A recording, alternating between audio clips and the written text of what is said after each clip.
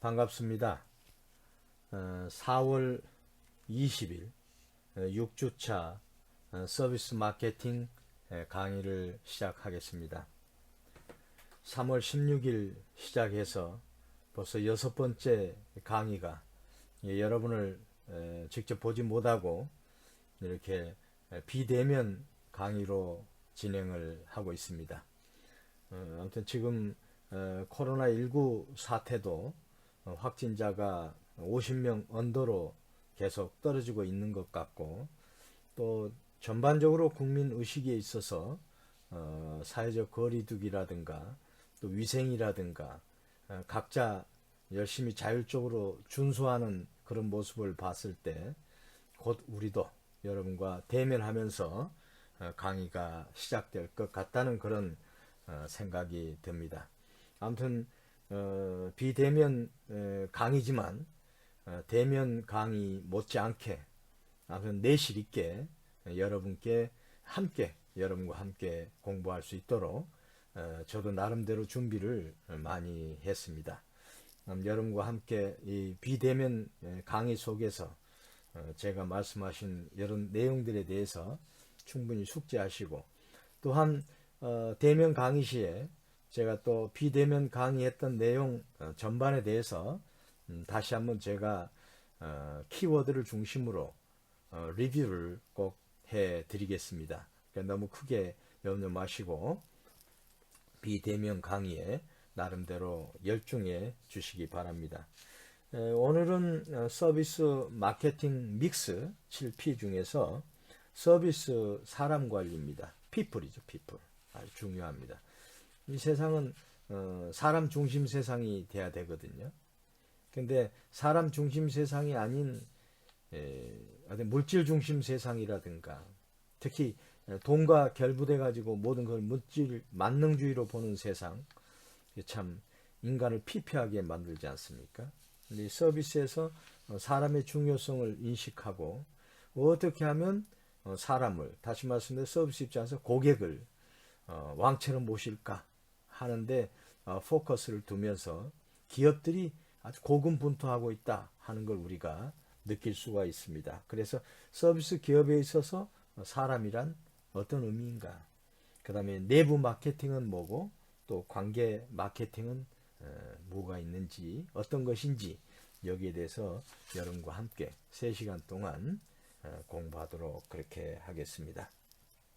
우리가 마케팅 믹스 7P 다시 한번 우리가 볼까요? 첫째, 이제 프로덕트, 생산이죠. 상품이죠. 상품, 프로덕트, 상품. 그 다음에 이제 프로세스죠. 그 다음에 people, 사람 관리죠. 그 다음에 이제 physical evidence, 물리적 증거 관리죠. 그 다음에 price, 가격 관리고, 그 다음에 promotion, 촉진 관리, 그 다음에 채널, 유통 관리. 이렇게 7가지가 있습니다. 근데 이제 저희가 4주차부터 지금 7P 마케팅 믹스를 지금 공부하고 있지 않습니까? 그래서 이제 4주차에 이제 저희가 상품 관리, 프로덕트 했고, 5주차에 프로세스 관리를 했습니다. 그래서 서비스 마케팅에 있어서 이 마케팅 믹스가 가장 중요한 핵심 영역이라고 여러분들이 보시면 됩니다. 물론 3주차에 상황 분석하고 포지셔닝 중요하죠. 이게 사실은 베이스가 되고 그 위에 이제 마케팅 믹스가 된다고 여러분들이 보시면 됩니다. 그러니까 이것도 3주차의 상황 분석과 포지셔닝이 아주 중요한 역할을 하고 있는 거죠. 거기서 우리가 시장 상황 분석에 대해서 했죠. 그 다음에 STP 분석, S가 이제 세그멘테이션, 세그멘트, 시장을 세분화한다는 거죠. 그 세분화한 바탕 위에서 이제 T, 타겟팅, 이제 목표 시장을 이제 선정한다는 거죠. 타겟. 그 다음에 이제 P가 포지셔닝, how to 전략이라고 그랬죠. 어떻게 내가 여하이 적절하게 내 시장 속에 나를 포지셔닝 할 것인가. 이게 사실 제일 핵심입니다. 여기서. 이제 이러해서 시장을 잡아놓으면 거기에서 이제 마케팅 믹스를 통해서 마케팅 믹스를 통해서 이게 이제 완전히 전략이 되는 거죠. 마케팅 믹스를 통해서 이제 시장을 공략하는 거죠.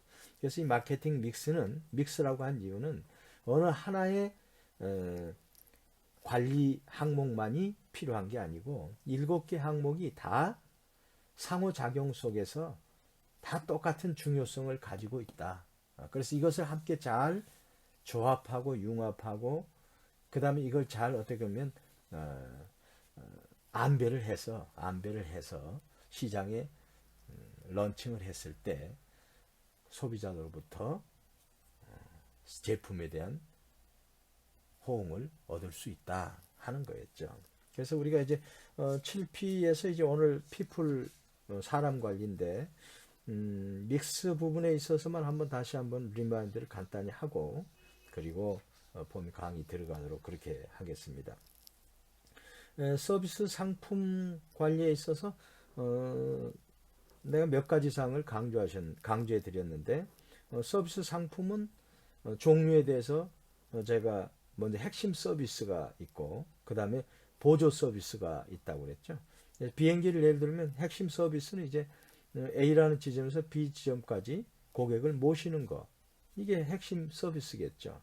그 다음에 이제 보조 서비스 중에 두 가지가 있습니다. 가치 지원 서비스하고 가치 증대 서비스.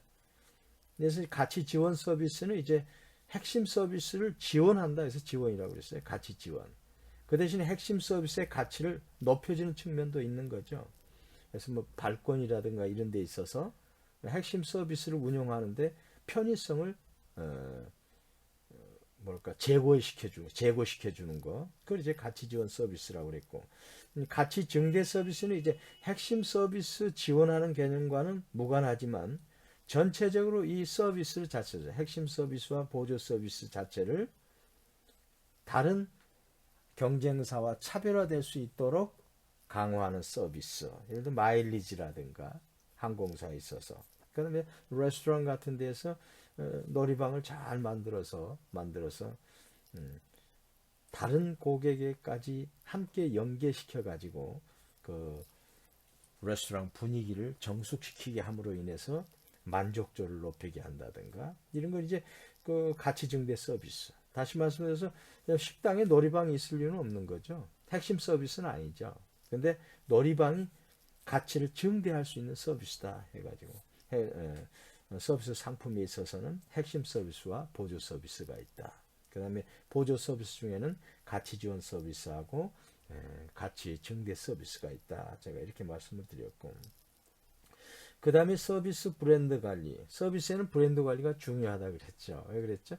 제품에 있어서는 제품 서비스에 있어서는 제품 브랜드가 있을 수가 있고 또 기업 브랜드가 있을 것 이게 두 가지 분리될 수 있다고 그랬죠. 그래서 이제 제품이 우수하다 그러면 제품 브랜드가 오히려 기업 브랜드보다도 더 좋은 이미지를 갖게 할 수 있다고 했죠. 예를 들어서 오리온, 초코파이 같은 것은 우리가 초코파이로 알고 있잖아요.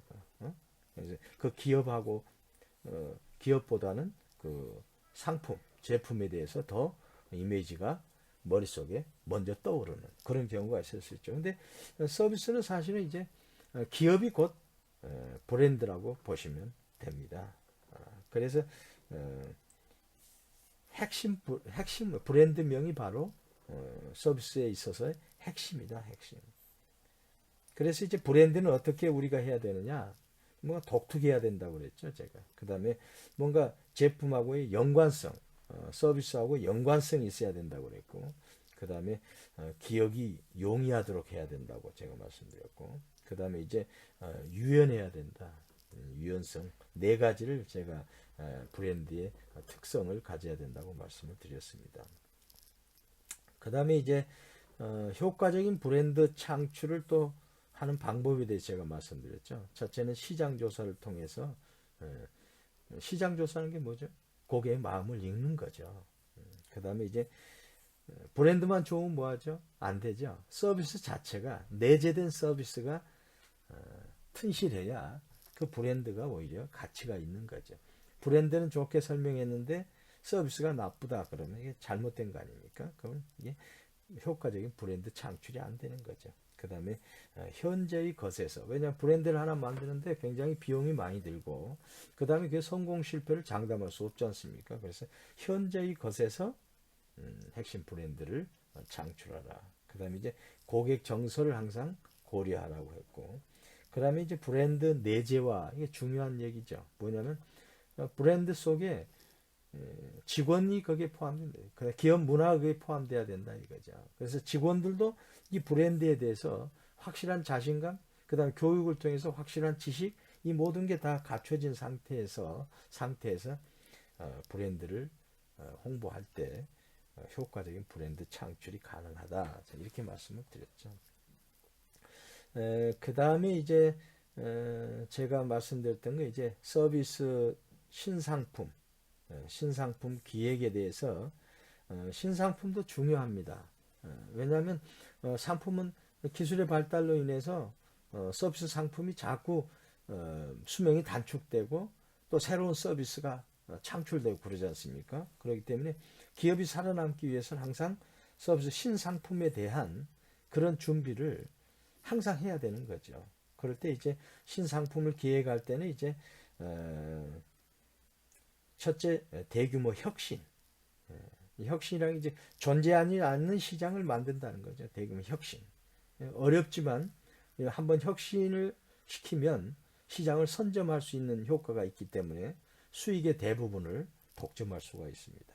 예를 들어서 이제 뭐 이길 서비스 도입이라든가 페덱스 같은 경우에 그런 것은 이제 과거에 지금은 다 하고 있습니다만 다른 경쟁사도 과거에는 그걸 생각지도 못했던 것을 맨 먼저 그걸 도입해 가지고 1등 회사로서의 브랜드가 확고하게 구축이 된 거죠.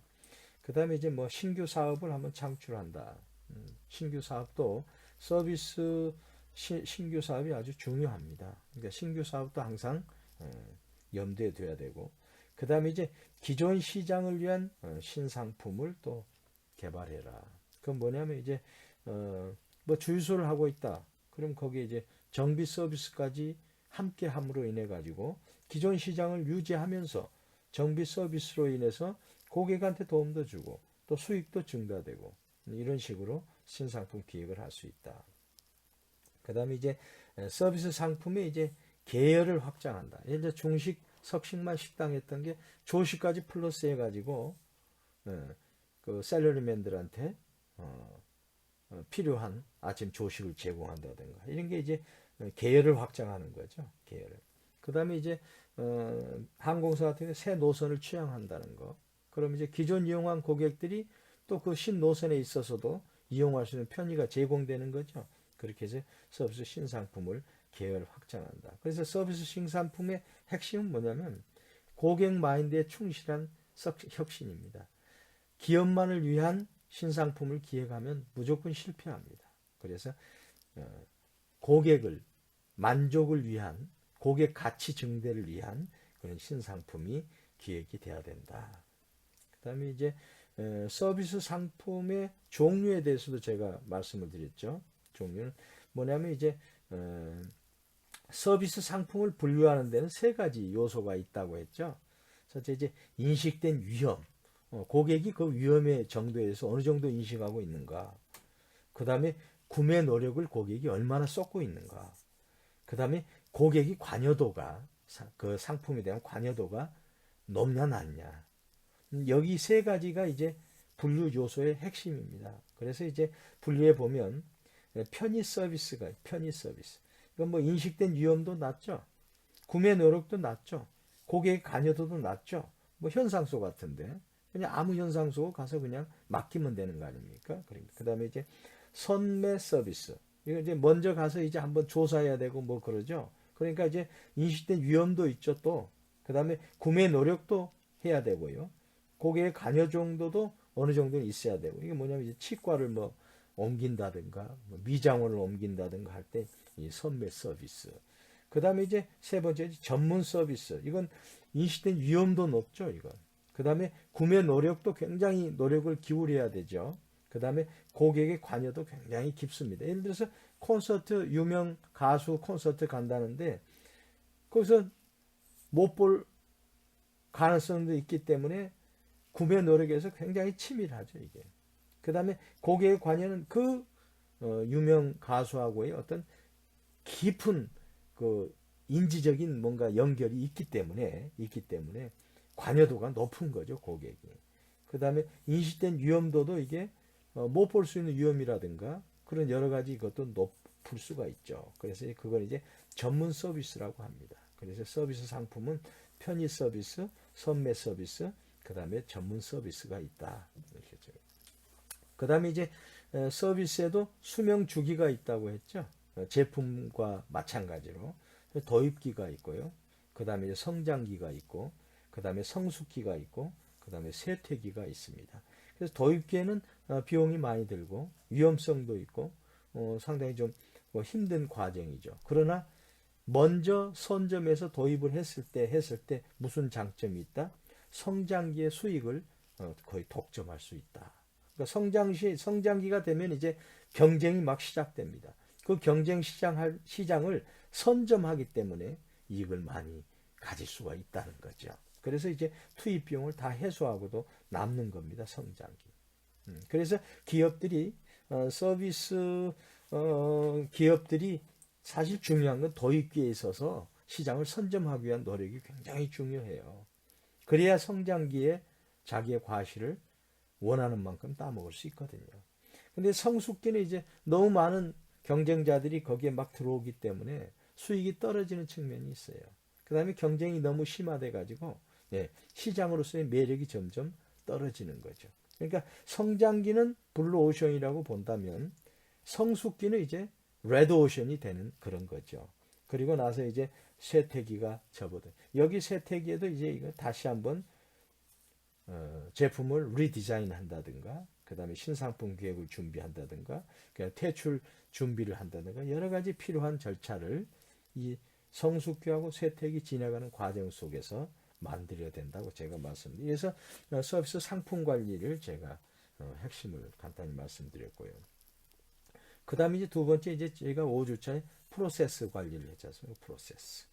프로세스란 게 이제 영어로 프로세스 과정. 그러니까 그냥 우리 저 7P에서도 프로세스 관리 뭐 이렇게 이제 명칭을 붙여놨어요. 적당한 이름을. 과정이라 그러면 또 좀 너무 전달에 있어서 너무 그 단편적인 그런 과정 감이 있기 때문에 프로세스라고 이렇게 이름을 그대로 영어를 쓰고 있는 겁니다. 그래서 이제 프로세스, 왜 서비스 자체는 이제 하나의 그 상품 자체이죠, 상품. 그러면서도 또 서비스 전달 과정이 고객과 같이 좀 흐르지 않습니까? 그러니까 이제 이게 유통의 성격도 갖고 있는 거죠. 그래서 이제 서비스는 일련의 과정이면서 프로세스면서 흐름이다, 플로우. 그래서 이게 서비스 관리라고 말씀을 드렸던 거죠. 그래서 이제 서비스 프로세스의 매트릭스를 제가 여러분께 말씀을 드렸죠. 그건 뭐냐면 이제 고객의 집중도가 낮냐 높냐, 그 다음에 고객과의 상호작용, 그 다음에 이게 개별화가 이게 높냐 낮냐, 여기에 따라서 이제 네 가지 섹터로 서비스 프로세스가 구축이 된다. 첫째는 이제 노동 집중도는 낮은데 고객과의 상해 관계도 낮다. 그게 뭐냐면 이제 서비스 팩토링입니다. 서비스 팩토링. 그 뭐냐면 이제 운송업이라든가 호텔 같은 경우는 노동 집중도는 낮죠. 근데 설비 투자라는 게 비용은 굉장히 높지 않습니까? 그 다음에 고객 상호작용도 사실은 그렇게 크게 높지는 않습니다. 그게 이제 서비스 팩토링. 그 다음에 이제 서비스 샵은 뭐냐면 노동 집중도는 낮아요. 병원을 예를 들 수 있는데 그건 뭐냐면 원래 뭐 서비스의 노동 집중은 높을 수 있는 걸로 볼 수 있겠지만 그 장비를 구입하고 뭐고 하는 보면 사실은 맨파워 투입하는 것보다도 훨씬 많은 비용이 들지 않습니까? 근데 이제 고객과의 상호작용은 개별화는 굉장히 높아요. 이게 고객과 함께 이게 어떻게 보면 그 서비스 프로세스를 진행하는 거 아닙니까? 환자와 의사가, 환자와 간호사가 그렇잖아요. 그래서 이제 고객과의 상호작용 개별화는 아주 높은 서비스 샵이라고 그래요. 이걸 서비스 샵. 이제 병원을 주로 대표적인 예로 들고 있죠. 그 다음에 이제 노동 집중도가 높은데 고객과의 상호작용이 다소 낮은 건 뭐냐면 이제 대중 서비스라고 그래요. 대중 서비스. 소매 금융업 같은 거, 이런 대중 서비스는 사람의 집중도가, 노동 집중도가 굉장히 높은 거죠. 근데 이제 고객과 상호작용은 시스템에 의해서만 진행하기 때문에 그렇게 높지는 않다. 그 다음에 이제 마지막 이제 노동 집중도도 높은데 고객과의 상호작용이나 개별화가 높은 거. 그건 뭐냐면 이게 전문 서비스 영역이죠. 예를 들어서 뭐 변호사라든가 컨설턴트, 전문의 이런 사람들은 고객과 상호작용, 개별화도 아주 높고, 그 다음에 노동 집중도도 사실은 사람이 다 하는 거죠. 그래서 이제 서비스 프로세스는 이 네 가지 매트리스로 나눠서 유형을 분류할 수 있다 하는 걸 제가 여러분께 말씀을 드렸습니다. 그 다음에 이제 서비스 프로세스에 고객을 참여시켜라. 서비스 프로세스 모델의 핵심은 뭐냐면 고객 참여입니다. 이게 고객 참여입니다. 왜냐하면 서비스 자체가 고객과 함께 하는 거예요. 다시 말씀해 고객은 임시 직원이라고 그랬지 않습니까? 예. 왜냐하면 고객이 참여하지 않으면 서비스 자체가 이행이 안 되니까요.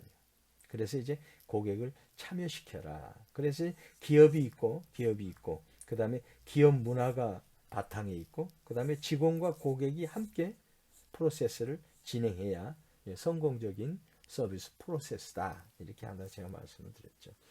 그 다음에 서비스 구매 과정에 따른 관리에서는 이제 구매 전 과정, 대기 관리라고 했죠. 대기하는 사람들이 굉장히 따분해하고 그러죠. 이 대기 관리를 잘해야 된다 하는 거 핵심을 말씀드렸고, 그 다음에 이제 구매 과정은 이제 MOT, Moment of Truth 해가지고 진실의 순간인가요? 이게 결정적 순간. 이 구매 과정에서 여러 포인트가 있습니다. 그래서 리스크 포인트, 위험 포인트, 페일 포인트, 실수하는 포인트, 이걸 잘 관리해야만이 구매 과정에 있어서 프로세스가 잘 이행됐다 이렇게 할 수 있죠. 그 다음에 이제 마지막에 이제 구매 후 과정. 구매 후 과정은 뭐죠?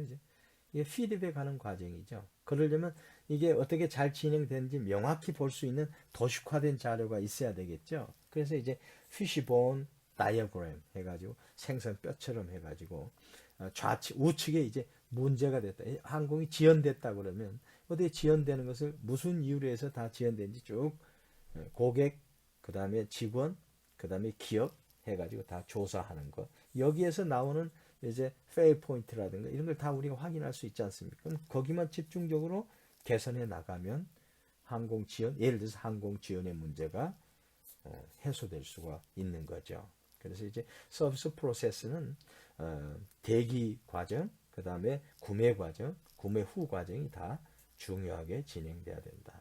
그 다음에 이제 서비스 프로세스 개선 기법에 있어서 제가 블루프린팅 말씀했죠. 서비스 청사진, 서비스 청사진을 그려야 된다 이거죠. 그래서 서비스 청사진을 그리는 데 있어서는 몇 가지 핵심이 있죠. 고객의 행동이 거기에 들어가야 됩니다. 고객 행동. 그래서 식당에서 주문할 때 고객 행동이 입장에서부터 먹고 나가 계산하는까지 다 고객 행동이 들어가죠. 그러니까 종업원 행동은 그 고객과 1대1로 상호작용하면서 지원해 주는 거 그게 있죠. 그 다음에 이제 지원 프로세스가 밑에 깔리죠. 그 다음에 직원과 고객 간의 상호작용선이 있죠. 그 다음에 내부 직원과 그 다음에 보이지 않는 지원 시스템 속에서 운영하는 직원과의 내부 상호작용선. 그래가지고 이게 뭡니까 청사진으로 그림을 그려가지고 프로세스 개선을 한다. 거기에 중심의 핵심은 뭐냐면 고객이 반드시 맨 위에 포진돼 있다 하는 거였죠. 그래서 제가 이렇게 7P에 있어서 서비스 상품, 그 다음에 프로세스, 오늘 또 이제 핵심이 되는 사람 관리 이렇게 해서 진행을 하게 됩니다.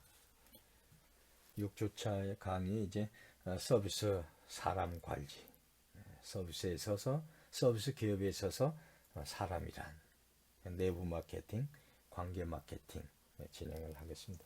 참고로 제가 이제 강의 서두에 여러분들한테 이제 그 전주차 우리가 공부했던 것을 다시 한번 여러분과 같이 복습하는 것, 저는 이제 강의 포인트로 삼고 있습니다. 왜냐하면 우리는 기억이라고 하는 것은 사실 단기 기억, 자극, 감각 기억, 단기 기억, 그 다음에 이제 장기 기억이 있다고 하는데, 거기서 이제 사실 장기 기억으로 이게 저장을 시키려면 사실 반복이 필요합니다. 물론 머리 좋은 사람들은 그 반복을 거의 않고 한 번에 다 장기 기억으로 저장할 수 있겠죠. 그건 커키예고요. 물론 머리 좋은 사람들도 계속 더 많은 고생을 해요. 그러니까 반복이 되는 거죠. 그러니까 이 반복이란 것 자체는 학습의 저는 기본이라고 봅니다. 그 다음에 이 반복하지 않고는 장기 기억으로 넘어갈 수 없다고 저는 아주 확신하는 사람이에요. 그래서 제가 이제 가능하면 그 전에 배웠던 내용을 다시 한번 리마인드해서 장기 저장에 용이하기 위해서 제가 이제 말씀을 계속 드리는 거고, 또 저는 이제 강의할 때 그게 가장 효과적이라고 판단을 해서 제가 여러분들한테 전주차 내용을 반복하는 거니까 이해하시고, 또 무슨 시험 공부나 하는 사람들에 있어서 가장 핵심이 반복입니다. 반복. 그래서 이제 책을 보더라도 항상 처음 책을 보기 시작할 때는 그 전에 봤던 것을 한번 스킵하는 것, 보는 것, 그 뭔가 그냥 지나치더라도 보는 것, 그런 행위 자체가 보이지 않는 무의식 속에서 그 인지력을 향상시켜 주거든요. 그래서 제가 계속 그 전에 배웠던 내용들을 리뷰하는 거니까 여러분들도 큰 도움이 될 겁니다. 그래서 앞으로도 제가 15주차까지 이런 식으로 우리가 처음에 했던 내용을 다시 한번 간단히 핵심 키워드만을 다시 한번 쭉쭉 연결시키면 이 맥락을 우리가 이해할 수 있잖아요. 그럼 그렇게 해서 15주를 한다면 이 서비스 마케팅은 어떻게 시작해서 서비스 마케팅의 의의에서부터 쭉쭉 이제 뭐 시장 분석, 그 다음에 STP 분석에서, 그 다음에 7P에 있어서 7가지 믹스 관리에 있어서 전체적으로 쭉 다 이해할 수가 있습니다. 그렇게 되면 여러분들은 이제 확실하게 우리 서비스 마케팅을 다 마스터했다. 감히 이렇게 여러분들이 이제 자부해도 되겠죠. 그래서 제가 그런 방향으로 여러분과 함께 한 학기를 진행하려고 하니까 이해해 주시고, 서비스 사람 관리 진행하겠습니다. 도입 사례로 교재에 보니까 신한은행 사례가 있는데 제가 한번 읽어볼게요. 참고로 보시죠. 참고로 한번 여러분 들어보세요. 신한은행은 직원 만족센터를 설치하여, 직원 만족센터를 참 대단한 거죠. 이게 과거에는 이건 생각지도 못한 거 아닙니까? 직원 만족센터를 설치하여 임직원들의 심리 상태를 고려해서 업무 중 발생할 수 있는 여러 가지 오해로 인해 생길 수 있는 구성원들 간의 갈등을 적극적으로 해결하기 위해 노력하고 있다. 그러니까 이제 바로 이제 내부 마케팅의 시작입니다. 이게. 내부 고객이 바로 직원이라는 것을 인식을 하게 된 거죠. 특히 서비스 기업에 있어서는, 신한은행은 서비스 기업 아닙니까? 서비스 기업에 있어서는 내부 직원이 무엇보다도 중요하다는 것을 신한은행은 인식한 거죠. 신한은행은 이른바 훌륭한 일터 만들기 운동을 전사적으로 전개하여 직원 만족, employee satisfaction 향상시키기 위해서 노력하고 있다. 그러한 운동의 구체적인 실천 방안으로서 신한은행은 18명의 사내 전문가로 직원 만족센터를 설립하여 늘 고객을 대하는 직원들이 스스로 만족해야 최상의 고객 만족이 가능하다는 자신들의 판단을 몸소 현장에서 실천하고 있다. 그래서 현재 직원 만족센터에 소속된 상담사들이 2인 1조로 전국 970여 개 지점을 방문하면서 직장 생활에서 발생할 수 있는 임직원 간의 다양한 갈등을 비롯해서 여러 가지 스트레스를 상담 및 조율하고 있다. 이에 대해서 신한은행은 심리학 박사, 변호사 등의 외부 전문가들이 참여하는 상담 제도도 운영하고 있다. 한 상담사는 우리는 직장 생활을 힘들게 하는 인간관계나 가정 문제를 상담해주는 윤활유 역할을 한다. 이게 가와만사생 여기서도 나오네요. 가정에 문제가 있으면요, 그게 심리적으로 불안하고 심리적으로 위축되고 심리적으로 불안정한 상태가 되기 때문에 직장 생활도 만족스럽지 못하거든요. 이건 아주 정말 어떻게 보면 가정과 직장을 하나로 보면 돼. 하나로 사실. 왜? 내가 가정의 가장이면서 직장의 직원 아닙니까? 분리할 수 없는 거 아닙니까? 그래서 이제 그런 가정 문제를 상담해주는 윤활유 역할을 한다. 이를 통해 직원들이 서로를 신뢰하고 심리적 안정을 찾아서 일 속에서 재미를 느끼게 하는 게 목표다라고 말하고 있어요. 이러한 신한은행의 노력은 분명한 성과를 나타내고 있다. 특히 직원 만족도는 숫자로도 극명하게 나타났다. 직원 만족도 지수가 매년 높아져 가지고 지난해는 엑셀런트 등급을 받아서 미국 포천지가 뽑는 훌륭한 일터 100대 기업에 선정되기도 했다. 그래서 전국 지점에서 여러 가지 아이디어가 센터로 집중되고 있어서 무척 바쁘지만 그만큼 우리 센터를 든든한 백으로 여기는 것 같아 보람을 느낀다. 그래서 직원 만족 센터가 이렇게 만들어진 거예요. 그 다음에 고객 만족 센터는 이미 만들어져 있고요. 그래서 직원 만족 센터가 뭐냐? 바로 내부 마케팅입니다. 고객 만족 센터가 뭐냐? 바로 관계 마케팅입니다. 그래서 이제 서비스에서 기업에 있어서 사람은 그러면 내부 만족 센터나 외부 만족 센터에서 대상이 누굽니까? 사람이죠. 사람. 그래서 서비스 기업에 있어서 사람은 어떤가 한번 보시죠. 서비스 기업에서 가장 중요한 사람은 물론 고객이죠. 고객. 고객과의 좋은 관계를 유지하는 것이 서비스 기업의 사활을 결정한다고 말할 수 있습니다. 따라서 서비스 기업의 고객 활동, 즉 관계 마케팅의 중요성은 아무리 강조해도 지나치지 않을 것입니다. 그래서 이제 고객 마케팅을 실시하기 위한 선결 조건이 있는데 그것이 바로 서비스 기업에서 일하는 직원을 대상으로 한 내부 마케팅이다. 이렇게 볼 수 있는 거죠. 그래서 서비스 기업이 성공적으로 운영되려면 고객과 직원 모두를 잘 관리해야만 합니다. 이것이 바로 서비스 기업의 사람 관리입니다. 서비스를 제공받는 고객을 외부 고객이라고 한다면 직원은 내부 고객인 거죠. 그래서 외부 고객을 대상으로 하는 마케팅을 외부 마케팅 또는 관계 마케팅이라고 하고요. 내부 고객을 대상으로 하는 마케팅은 우리가 내부 마케팅이다 이렇게 얘기하고 있습니다. 또한 기업과 고객이 만나는 접점을 우리가 외부 시장이라고 한다면 기업과 직원이 만나는 접점은 뭘까요? 역시 내부 시장이라고 분류할 수 있습니다. 제가 뭐라고 했어요? 시장은 사람이라고 그랬죠. 그래서 내부 마케팅과 외부 마케팅의 관련성은 다음 세 가지 관점에서 우리가 찾아볼 수가 있습니다. 그림 6-1을 한번 보시죠. 기업, 직원, 고객의 관계에 따른 마케팅. 아주 이해하기 쉽게 정리가 잘 되어 있습니다. 뭐냐면 이제 기업과 직원은 내부 마케팅이라고 그랬죠.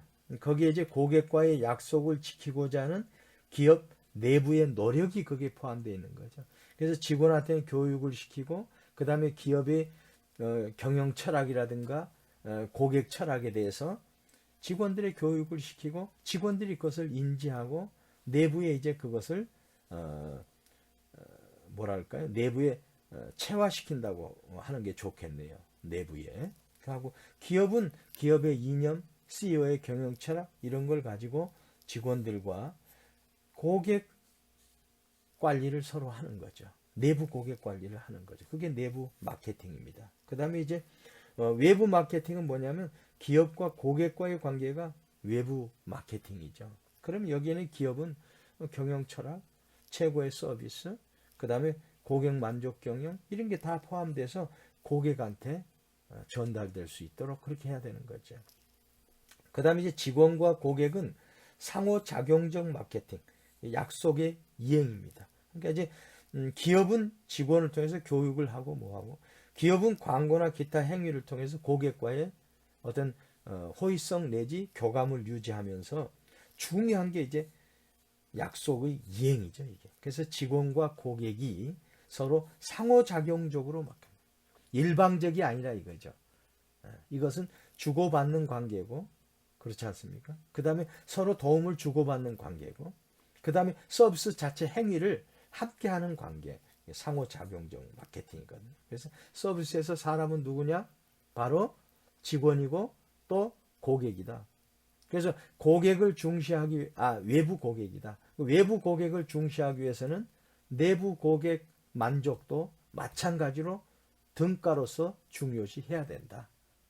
그래서 서비스에서 사람은 내부 고객과 외부 고객이다 하는 걸 우리가 정확히 여기에서 확인할 수가 있습니다.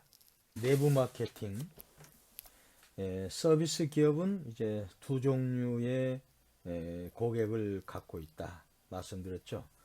통상적 의미에서 고객은 외부 고객이다. 다른 하나는 기업의 직원인 내부 고객이다.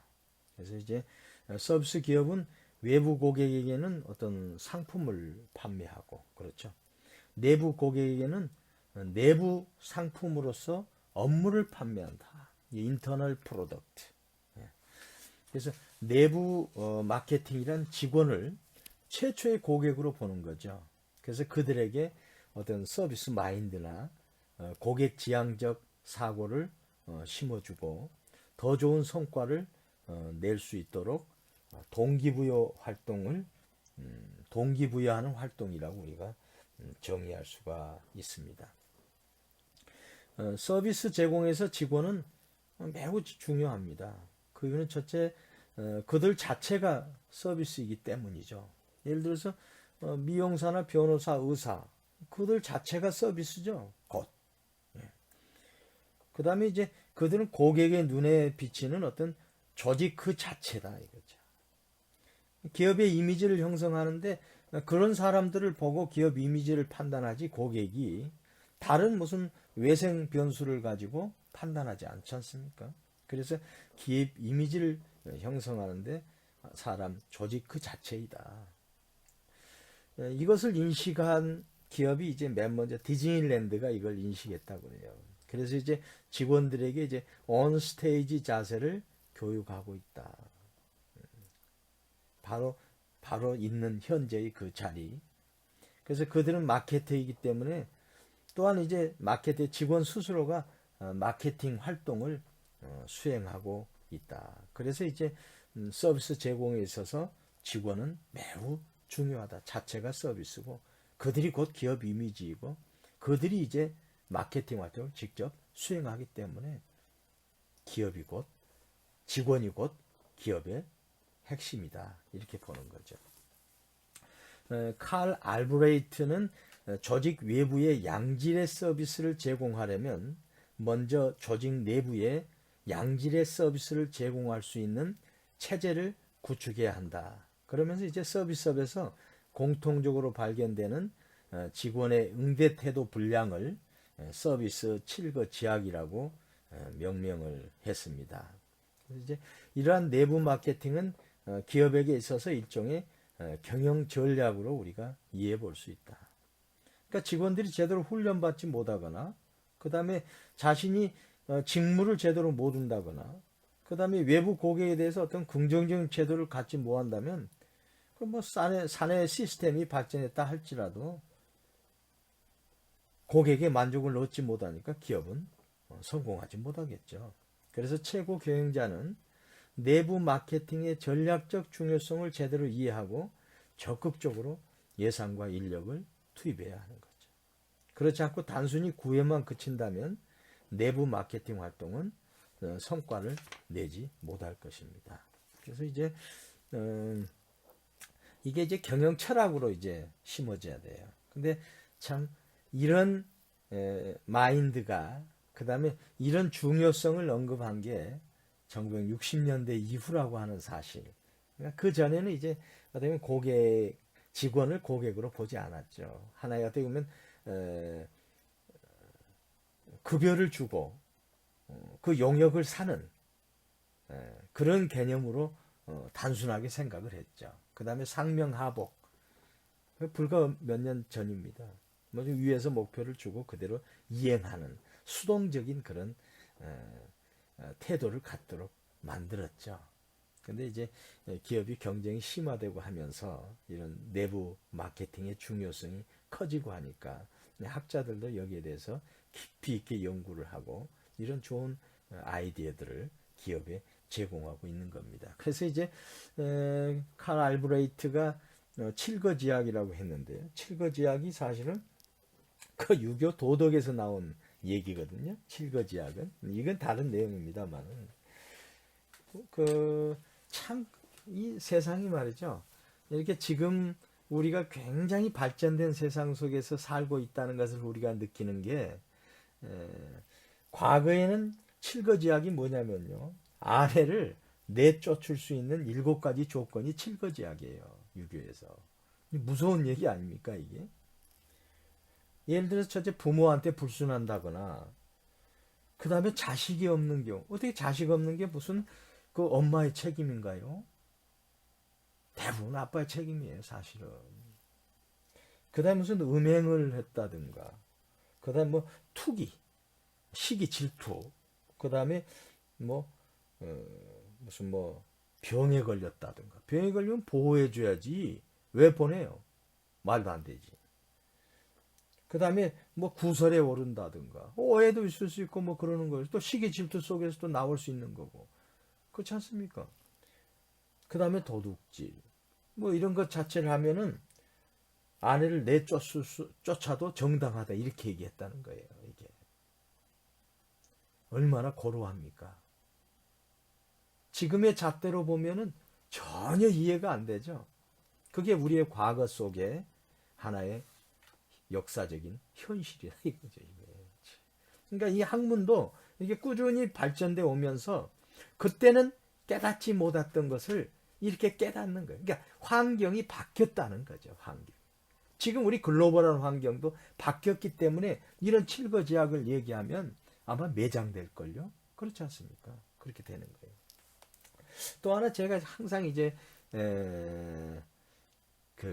정말 좀 우아하다 하는 걸 느낀 게 여성에게 참정권을 주는 게요.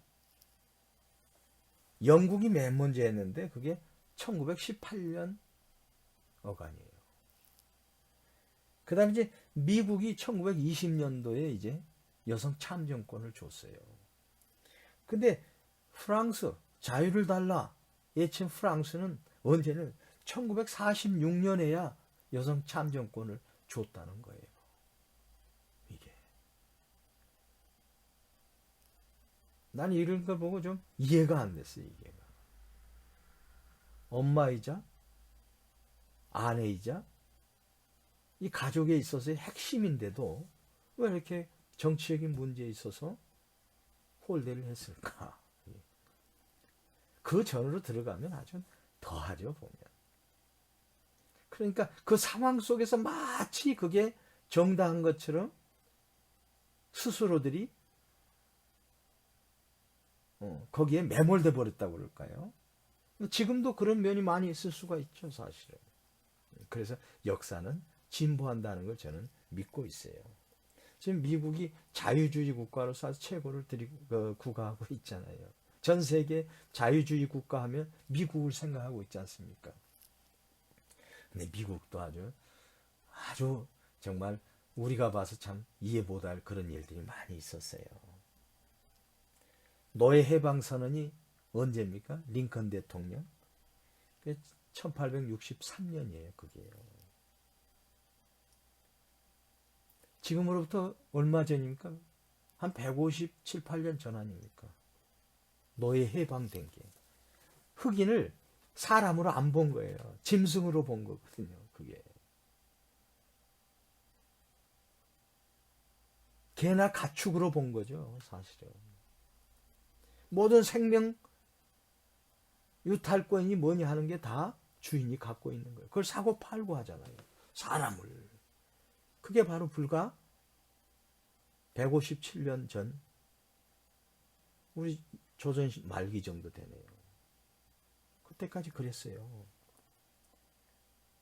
그래서 이제 이런 흑인 해방 운동이 뭐 이루어지면서 60년대 이후에야 비로소 흑인들의 인권이 존중받게 되었던 거죠. 불과 50년 전입니다. 예. 놀라운 게 그 당시에는 백인 전용 식당, 백인 전용 차가 있었어요. 그래서 대중교통도 흑인이 못 탔어요. 그 다음에 백인 전용 식당에 흑인이 가잖아요. 그럼 린치당하고 들어가지고 입구에서부터 그냥 문전 박대를 당했어요. 폭력을 당했어요. 그래서 이제 미국에서 정말 미국도 선량한 사람들이 많잖아요. 인권을 존중하는 사람들이 많잖아요. 그래서 백인들, 흑인들이 이제 같이 버스를 타는 거예요. 이벤트를 한 거예요. 근데 KKK단이라고 아시죠? 백인 우월주의 단체. 그래서 폭탄을 던진 거예요. 사람들이 많이 죽었어요. 있을 수 없는 일이 벌어졌다 이거죠. 왜? 흑인을 사람으로 안 보는데. 그게 불과 50여 년 전 일이니까요. 그래서 마르틴 루터 킹이라고 하는 분이 이게 아니다 했잖아요. 목사인데. 그래서 I have a dream. 그거로 시작되는 명연설이 지금도 유명연설로 우리가 이해하고 있잖아요. 그래서 그분은 이제 이런 백인 흑인의 어떤 인권적인 모습을 보지 못하고 돌아가셨습니다만 그 이후로 여러 사람들이 노력해서 이제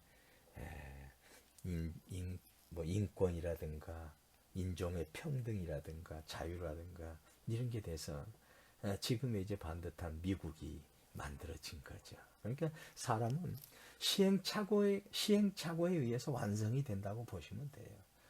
그때 태어난 사람들이 다 무슨 비인간적인 그건 아니죠. 그 상황 속에서 그 패러다임 속에 갇혔기 때문에 그 매트리스 속에서 그걸 이해할 수가 없었던 거죠. 당연한 걸로 받아들였던 거죠. 그게 이제 문화인 거예요. 문화. 패러다임이고. 근데 문화의 속성은 변하는 거예요. 그 다음에 패러다임도 변하는 겁니다. 왜 우리가 백조만이 정상적인 거 봤지만 뉴질랜드 이쪽에 가서 흑조도 있었다는 걸 확인했잖아요. 그러니까 세상은 하나만 있는 게 아니다는 거죠. 그래서 이제 이게 사실은 역사는 진보한다 하는 걸 저는 여기 칠거지약에서 제가 느꼈어요. 그래서 여러분과 함께 공감하려고 제가 생각나는 대로 몇 말씀 올린 겁니다. 그래서 우리 한국도 아름다운 발전을 지금 계속 지속해 나가고 있는 겁니다. 예, 더 인권이 신장될 거예요. 그 다음에 이제 더 여성들에 대한 어떤 인권적인 부분도 많이 개선이 될 거예요. 물론 여성들에 대한 인권 신장이라는 것 자체가 또 여성 비하가 될 수 있겠죠. 어떻게 보면. 그러니까 같은 인간으로서 성별이라든가 나이라든가 그 다음에 사회적인 위치 이런 걸 다 초월하는 초월적 인간으로서의 가치가 이제 점점 더 발전되고 있다. 이렇게 우리가 보시면 될 것 같아요. 참 바람직하다고 생각합니다. 여러분도 그렇게 생각하시죠? 네. 서비스 7거지약을 한번 보시죠. 첫째, 무관심, apathy. 감정 없이 본다 이거죠. 나와는 관계 없다는 거죠. 그래서 고객이 창구에 다가와도 쳐다보지 않는 행위. 옛날에 그랬겠죠. 흑인을 이렇게 식당에도 차별을 두고 했는데 이 고객을 대하는 마음이 오죽했겠어요? 그러니까 칼 알브레이트가 봤을 때 이것은 칠거지약이다. 어때 고객이 창고에 왔는데도 쳐다보지도 않느냐. 무관심이 아주 이걸 없어져야 된다. 이런 거죠. 두 번째 이제 무시한다. 브러쉬 오프. 이 브러쉬 오프라는 먼지를 털어내는 거 아니에요. 먼지를 털어내듯이 고객의 요구나 문제를 못 포착하고 고객을 피한다. 우리 서비스도 국내 서비스도요.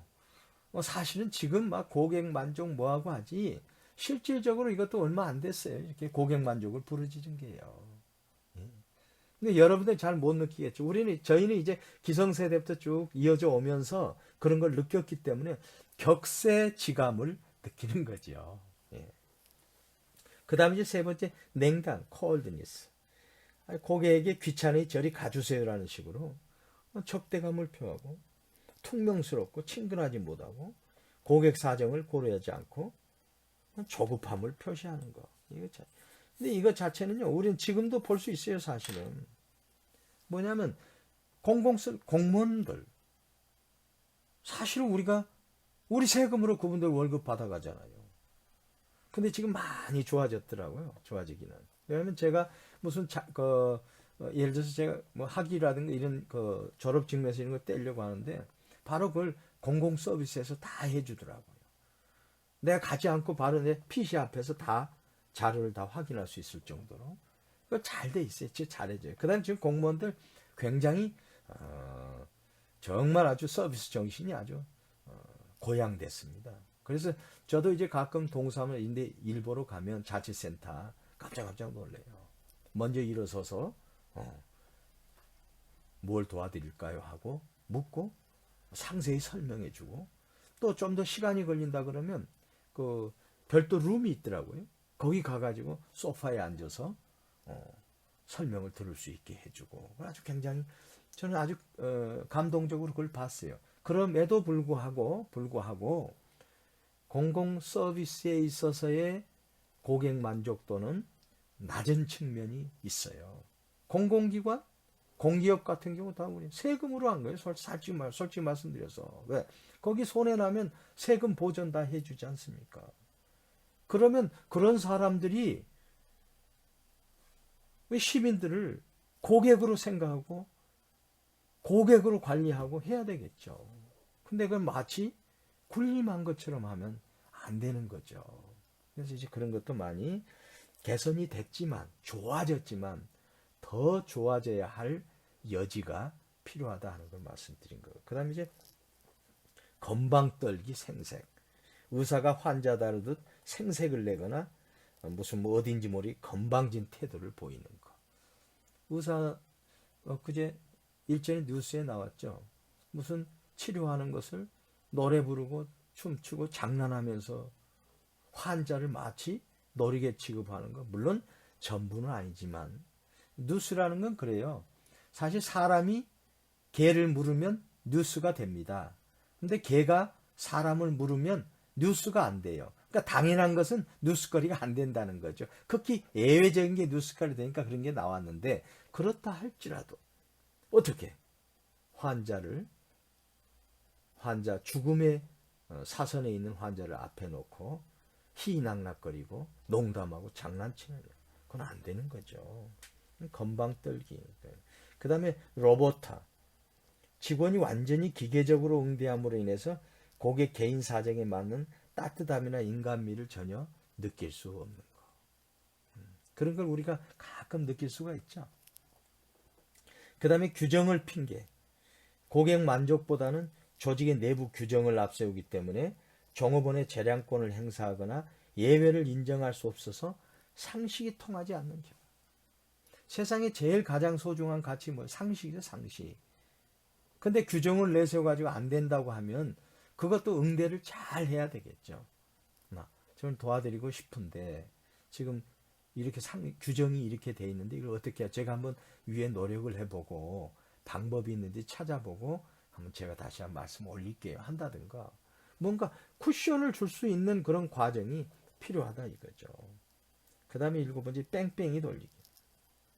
뭐 전화하면 그러죠. 돌려드릴게요 했는데 거기 또 전화 받지도 않고 그 다음에 또 거기에 전화가 어떻게 연결이 되면 또 다른 데로 돌려주고 그러다가 끊겨버리고 이런 식으로 뺑뺑이 돌리는 거. 이거 지금 보니까 이칼 알브레흐트가 아주 잘 조사를 한 것 같아요. 그래서 이것을 서비스 칠거지학이라 해서 이것을 개선을 해야 된다. 그러기 위해서는 이제 조직 내부에 경영 철학이 바로 서야 되고, 그런 경영 철학이 직원들까지 다 전달이 돼서 직원들이 그런 경영 철학 내지는 고객 만족 정신에 따라서 실제 액션, 행동을 해야 된다. 그래서 굉장히 중요한 내용, 의미 있는 내용 같아서 제가 좀 시간을 내서 설명을 드렸습니다. 그럼 이제 내부 마케팅의 목표를 한번 보겠습니다. 서비스 문화의 개발, 첫째. 서비스 문화란 내부 고객과 외부 고객에 대해서 어떤 좋은 서비스를 제공하는 것을 당연하고 또 가장 중요한 것으로 여기는 어떤 기업 문화라고 볼 수 있겠죠. 이런 서비스 문화가 존재해야 된다는 겁니다. 제조기업에 비해서 서비스 기업의 경우에는 무엇보다도 잘 확립된 서비스 문화가 중요합니다. 왜? 사람과 사람을 직접 대면하기 때문에 그런 거죠. 보통 서비스 기업의 경우에는 제품의 생산 과정이 표준화될 수 없고 구매자, 판매자 간의 상호작용이 아주 필수적이죠. 그렇기 때문에 예기치 못했던 상황에 어떻게 대응해야 되는가, 이런 경우가 많이 발생할 수 있습니다. 그래서 이럴 때 바로 서비스 지향적 문화가 필요하다는 겁니다. 서비스 문화가 약한 기업의 경우에는 공통적인 가치나 규범이 없거나 또는 명확하지가 않습니다. 그러므로 인해서 여러 가지 상황에 어떻게 반응해야 되는지 또는 다양한 고객 니즈에 어떻게 대응해야 하는지가 분명하지 않습니다. 한번 예를 들어 볼게요. 고객이 뜻밖의 요구를 했을 때 직원은 어떻게 할지 모르고 경직된 행동을 하게 되고 고객을 오래 기다리게 만들거나 화나게 할 수 있다는 거죠. 그 다음에 반면에 서비스 문화가 강한 기업의 경우에는 직원이 다양한 상황에 처해도 일관성 있게 행동할 수가 있는 겁니다. 그래서 가치나 규범이 명확하기 때문에 직원들이 어떤 행동을 취해야 하는지를 잘 알고 있다는 거죠. 그래서 따라서 서비스 기업은 고객을 대하는 직원들이 긍정적인 태도와 행동을 개발하도록 내부 분위기를 조성해야 됩니다. 대표적인 기업 보니까 월트 디즈니사라든가 스칸디나비아 항공사, 그 다음에 노드스트롬 백화점 등은 어떤 서비스 문화가 잘 확립된 것으로 우리가 확인할 수가 있습니다. 여기서 노드스트롬 백화점의 한 판매원이 어느 때 화가 나는가라는 질문을 받고 한번 들어보세요. 중요하죠. 첫째, 고객에게 도움을 주지 못했을 때 화가 난다고 그러는 거예요. 고객이 나한테 제대로 뭐랄까 의견 제시를 안 해가지고 내가 짜증났다가 아니고 고객에게 도움을 주지 못했을 경우에 짜증났다는 거예요. 그 다음 둘째는 물건을 도난당한 경우라고 대답했다고 합니다. 그 뭐냐, 이것은 서비스 문화가 정착된 기업에서 바로 초인류 서비스를 기대할 수 있다는 거죠. 근데 많은 기업에서는 서비스 문화가 아직도 부족한 게 사실입니다. 그래서 이제 서비스 문화를 개발하기 위한 노력을 많이 기울여야 되는데 이게 바로 내부 마케팅이 필요한 이유입니다. 이게. 그다음 이제 서비스 문화를 이제 또 유지를 해야 되겠죠. 개발한 다음에 유지를 해야 되겠죠. 이제 서비스 문화가 확립된 후에는 서비스 문화를 유지하기 위한 내부 마케팅이 또 필요합니다. 서비스 문화 확립의 측정 지표는 몇 가지가 있어요. 첫째, 서비스에 명확한 사고 방식이 확립돼야 됩니다. 애매하면 안 됩니다. 구체적이어야 되는 거죠. 그 다음에 경영자가 서비스의 중요성을 계속 직원에게 교육시키고 해야 됩니다. 경영자부터 서비스 마인드가 있어야 됩니다. 진실성이 있어야 되는 거죠. 신뢰성이. 그 다음에 이제 고객 중심적 사고가 관리자 사이에 정착되어 있어야 돼요. 관리자들도 똑같이 고객 중심적 사고로서 어떤 자기 자신의 규범이나 신념을 정착시켰을 때 직원들도 따라하는 거 아니겠어요? 그다음에 모든 직원들이 서비스 품질의 중요성을 알고 있다. 바로 고객이 있어야 회사가 존재한다는 걸 알아야 된다는 거죠. 요즘 그런 데 많아요. 마치 예를 하나 드는데 조금 좀 맞을지 모르겠습니다만은 뭐 현대자동차가 아주 세계적인 기업이에요. 아주 정말 차를 잘 만듭니다. 근데 일부 젊은 층에서는 현대자동차에 대해서 반대하는 아주 거부하는 부정적인 의견을 갖는 사람도 있는 걸로 알고 있어요. 왜? 너무 비싸다 국내만. 그 다음에 자기들 월급 많이 받아 먹으면서 그걸 다 이 제품 가격에 전가시킨 거 아니냐? 뭐 이런 얘기하고 있잖아요. 그 자체는 이제 직원들이 고객 중요성을 잘 모르는 거죠. 물론 다는 아니겠습니다만은 이제 그런 차원에서는 많이 너 나를 불문하고 반성할 측면이 많이 있다. 양질의 서비스가 실현될 때마다 어떻게 보면 보상이 주어져야 돼요. 이거 이제 우리가 이제 학습에 있어서 핵심도 이런 겁니다. 네. 보상이 주어져야 되는 겁니다. 그 다음에 또 처벌도 주어져야 되는 거죠. 잘못하면. 제가 이제 과거에 제가 직장생활 하면서 제가 이제 관리본부장을 했었는데 인사를 총괄하는 자리입니다. 근데 평가에 있어서 객관화가 안 되면 직원들이 반발을 해요. 직원들이. 그래서 가능한 한 정량적인 평가를 하는 게 가장 좋습니다. 하는데 우리가 이제 상여금이라고 인센티브라고 주지 않습니까? 근데 인센티브를 주면은 인센티브가 뭐냐면요. 원래 용어가 인이 안으로 into 안으로 in. 그다음에 센트가 sing이란 뜻이에요. 노래하다 to sing. 그 센트예요. 그러면 안에서 노래한다는 게 인센티브예요. 그 뭐냐면 잘했다고 칭찬하니까 보상해 주니까 안에서 흥얼흥얼 노래를 부르는 거죠. 그게 인센티브거든요. 근데 말은 인센티브인데 모든 사람을 공평하게 줘버리니까 잘한 사람이나 못한 사람이나 인센티브 받았다고 하니까 어떤 사람이 좋아하겠어요? 실제 보상을 받을 자격이 없는 사람들은 좋아하고 내 노력으로 왜 회사에 비용을 발생시키면서 다른 사람한테까지 인센티브를 줄까? 그럼 내가 그런 노력할 필요가 없겠네? 해가지고 이제 정말 받아야 할 인센티브를 받아야 할 사람들은 인센티브가 아니라 뭐라? outrage.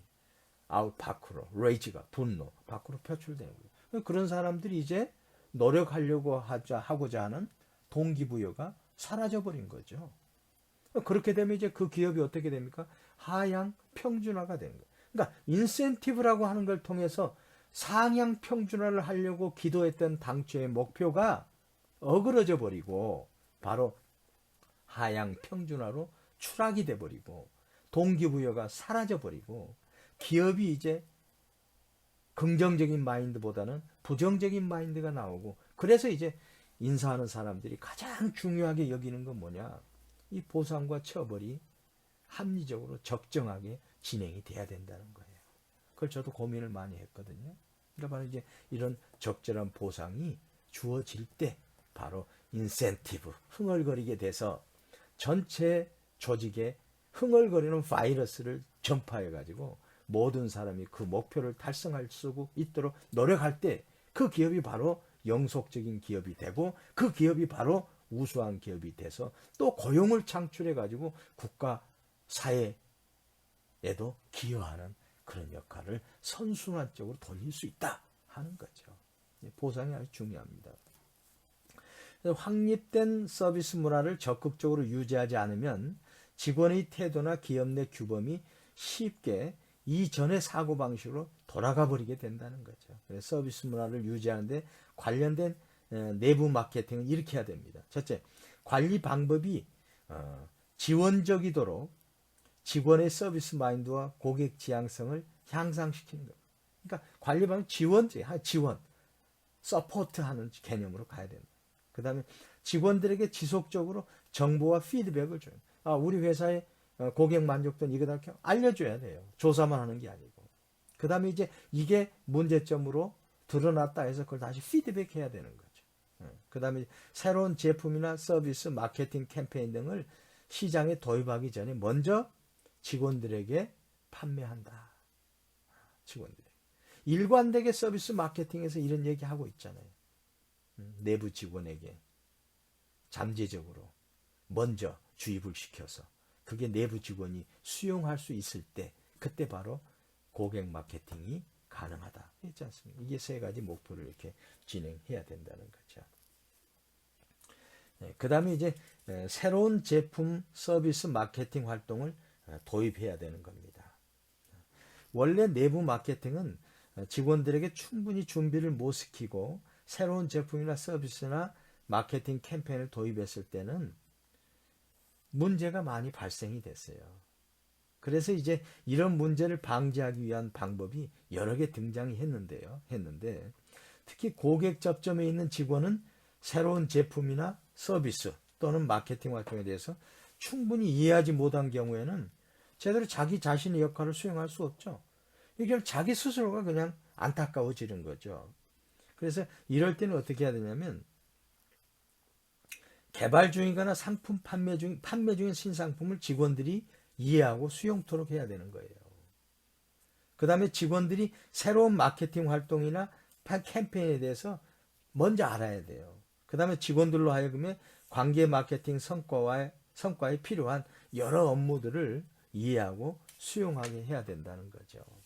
이런 과정이 있은 다음에 상품을 고객한테 제시해 드려야 된다는 겁니다. 그래서 이제 내부 마케팅 성공 요인을 한번 보면은요. 내부 마케팅의 성공은 직원의 역할과 중요성을 인식하는 것에서부터 시작된다. 네. 직원의 역할과 중요성이 뭐라는 것을 인식하게 해야 되잖아요. 그 다음에 직원이 중요하다는 것을 또 상부에서는 알아야 되지 않습니까? 그래서 스스로 내 역할이 중요하다는 걸 알 때 일에 대한 자부심이 생기고 뭔가 더 잘하려고 하는 동기부여가 생기는 거죠. 그래서 이제 미국의 시어스라고 하는 이제 백화점은 고객 만족과 직원 이직률 간의 높은 상관계가 있다는 것을 발견했어요. 그래서 이제 최고 경영자에서부터 실무자 이르기까지 직원이 행복하지 못하면 고객 만족은 이루어질 수 없다라는 사실이 중요하다는 것을 이제 인식을 한 거죠. 그래서 서비스 기업의 고객 만족은 어떻게 보면 선순환으로 돌아야 된다. 직원이 만족하면 품질은 고품질 서비스가 되고 그럼 고객이 만족되면 고객 유지와 이익은 증가되고 이게 계속 사이클이 돌면서 이게 활성화될 때 점점 선순환의 운동에 따라서 외연이 넓혀져 가지고 기업도 커지고 이익도 커진다. 이런 거죠. 만약 내부 마케팅 활동이 그저 캠페인으로서 이건 안 됩니다. 캠페인. 또는 다른 관리 활동과 연관 없이 개별적인 활동으로서만 실시되면 그 효과는 아주 작습니다. 우리가 특히 주의해야 될 게 이거는 캠페인이에요. 캠페인. 캠페인이란 뭐냐면 일시적으로 보여주는 거거든요. 그럼 그게 우리 캠페인을 하고 있는 당사자 입장에서는 이것을 뭐라고 인식하나요? 사기 기만이라고 생각해요. 사기 기만이라고 생각할 때는 우리가 이제 부정적으로 자기 방어적으로 우리 뇌에서 노출이 왔을 때 그걸 거부하는 그런 성향이 있어요. 그러다 보면 어떻게 돼요? 효과가 없는 거예요. 그냥 일시적으로 그냥 플래카드 들고 목소리 한번 벌리고 목소리 한번 내고 끝나는 걸로 그렇게 돼버리면 그러면 안 된다 이거죠. 그래서 내부 마케팅이 성공되기 위해서는 조직 구조나 기업의 전략이 서비스 문화의 확립을 지지해야 됩니다. 서포트해야 됩니다. 적극적으로. 또한 고위 관리자나 중간 관리자들이 내부 마케팅에서 제대로 역할을 수행하기 위해서는 관리 방법이라든가 지도 방식이 어떤 식으로 돼야 된다고요? 지원적으로 돼야 된다. 통제적이 아닌 지원적으로 돼야 된다. 그래서 성공적인 내부 마케팅을 위한 어떤 요건은 세 가지 정도로 정리해 볼 수 있습니다. 첫째, 내부 마케팅이 전략적 관리의 주요한 부분으로 인식되어야 된다. 그 다음에 이제 내부 마케팅 과정이 어떻게 보면 조직 구조나 경영층 지원의 부족으로 방해받지 않아야 된다. 적극 지원해야 된다. 최고 경영층이 내부 마케팅에 대해서 지속적으로 적극적인 지원을 해야 된다. 그래서 이제 내부 마케팅 성공을 위해서는 좋은 내부 마케팅 상품의 개발도 중요하다.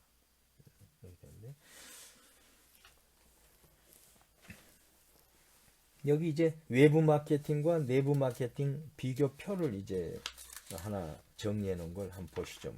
표 6-2에 구분해서 대상은 이제 외부 마케팅은 소비자죠. 외부 고객.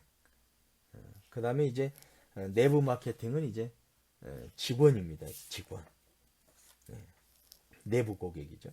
그러니까 제공물은 외부 마케팅에는 이제 상품을 제공하고요. 내부 마케팅은 직무라든가 작업 환경을 제공하는 거죠. 그 다음에 가격은 이제 외부 마케팅은 상품의 대가로서 지급하는 거죠. 그 다음에 내부 마케팅은 직무의 대가로서 급여를 지급하고요.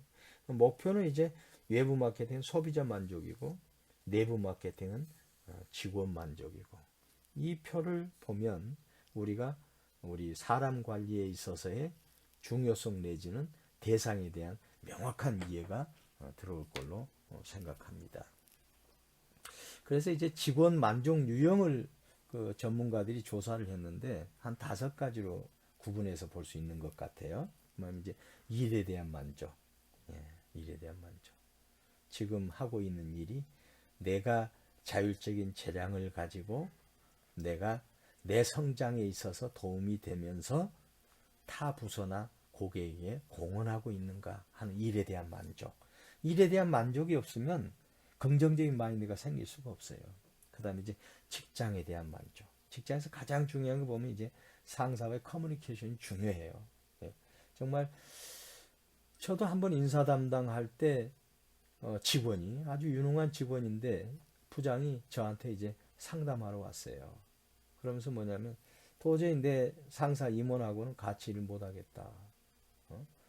아주 안하무인격이고 뭐 인격적으로 그렇고 뭐 이런 얘기를 해요. 물론 그 직원이 다 잘했다고는 저는 보지 않습니다. 근데 결론은 그래, 그러면 당신이 그만두면 누가 제일 좋아할까요? 첫째, 그 임원이 좋아할 거라고 그래요. 그럼 당신에게도 책임이 있네요. 왜? 상대적인 거니까. 그 다음에 당신이 그만두면 제일 슬퍼할 사람이 누구예요? 마음 아파할 사람이 누구예요? 집에 아내나 가족들이라고 해요. 그럼 당신이 잘못 잡았네요. 당신 어디 그럼 다른 데 갈 수 있는 뭐 준비 다 돼 있습니까?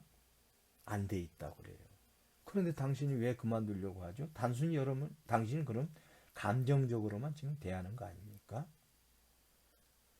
그래서 제가 뭐라는 줄 아십니까? 상사와 당신과는 상호적인 관계다.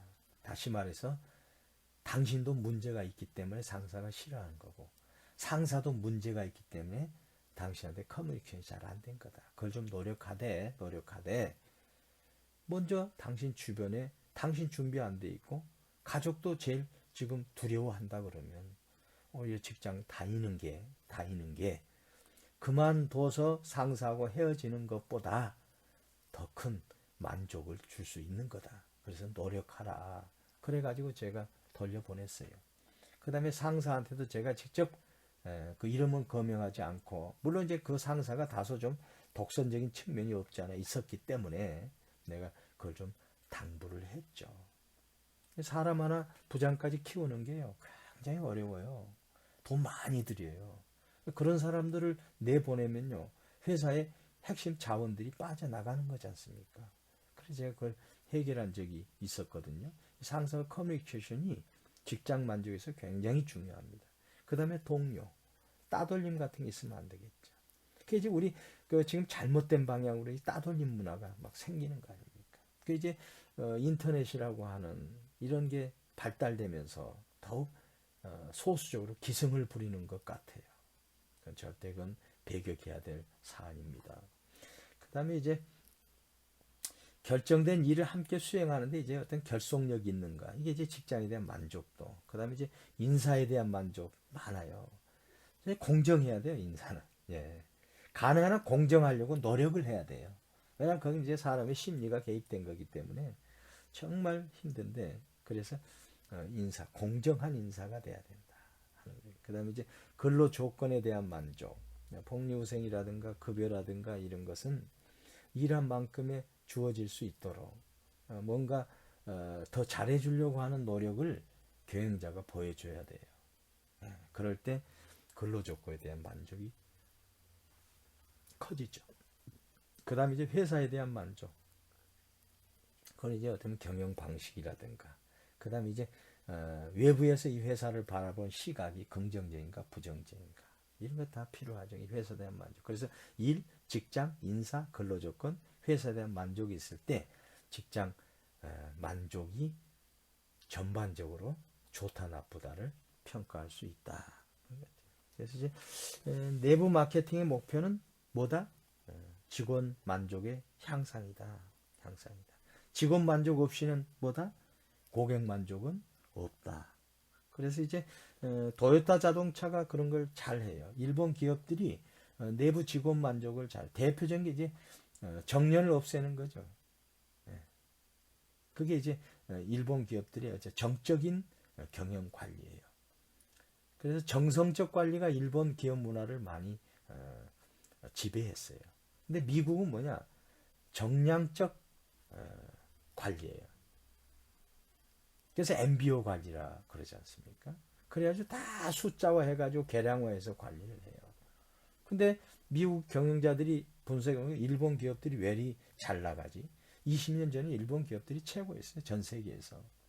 보니까 거기 정성적 관리가 거기에 있구나.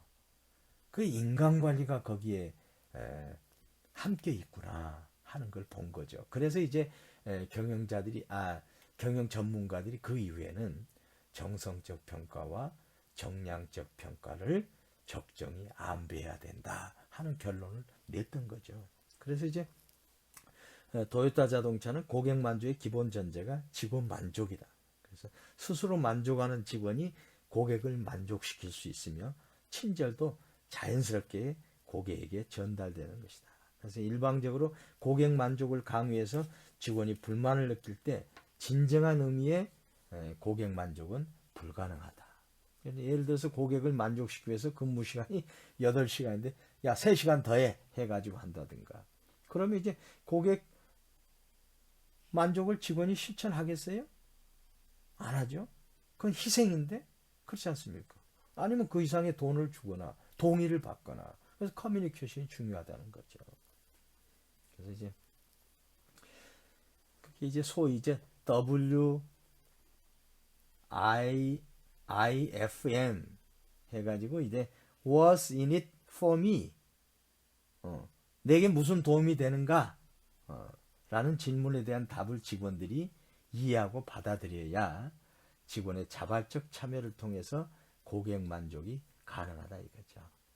그러니까 What's in it? for me, 나를 위해서 그 안에 무엇이 있는 거야? 하는 게 서로 커뮤니케이션이 돼야 된다는 거죠.